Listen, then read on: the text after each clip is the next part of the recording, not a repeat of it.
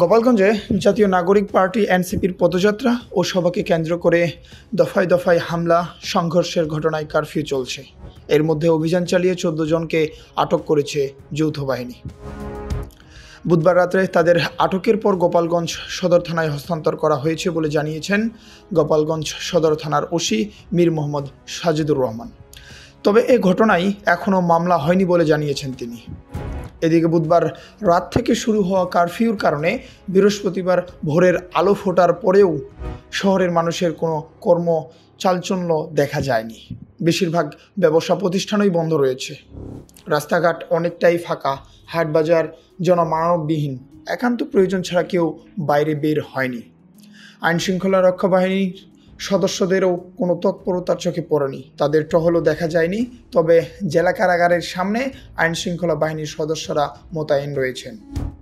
এর আগে বুধবার দেশজুড়ে জুলাই পদযাত্রার ধারাবাহিক কর্মসূচির মধ্যে মার্চ টু গোপালগঞ্জ কর্মসূচি ছিল এনসিপির।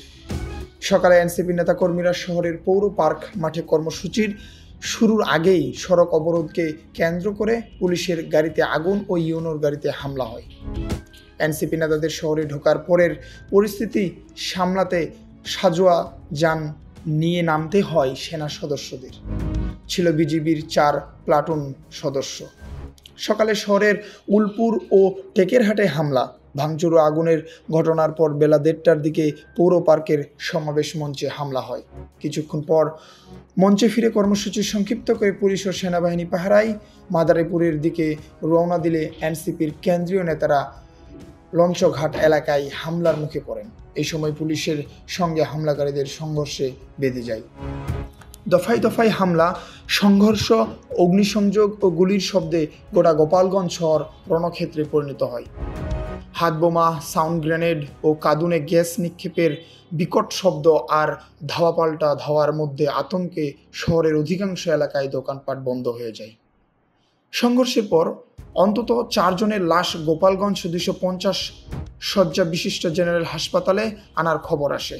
আহত আরও 15 জনকে আনার 3 জনকে গুরুতর অবস্থায় ঢাকায় স্থানান্তর করা হয়েছে। পরিস্থিতি নিয়ন্ত্রণে বিকালে 144 ধারা জারি করা হয়। তাতেও কাজ না হলে সন্ধ্যার পর জারি করা হয় কারফিউ। পরে বুধবার রাতে গোপালগঞ্জ শহরে ভুতুড়ে নগরীতে পরিণত হয়েছিল। সীমিত আকারে রিক্সা চলাচল করলেও অন্য কোনো যানবাহন চলাচল করেনি। ব্যবসা প্রতিষ্ঠান বন্ধ ছিল। রাতেও শহরে আইনশৃঙ্খলা রক্ষা বাহিনীর সদস্যদের টহল বা কঠোর অবস্থান দেখা যায়নি।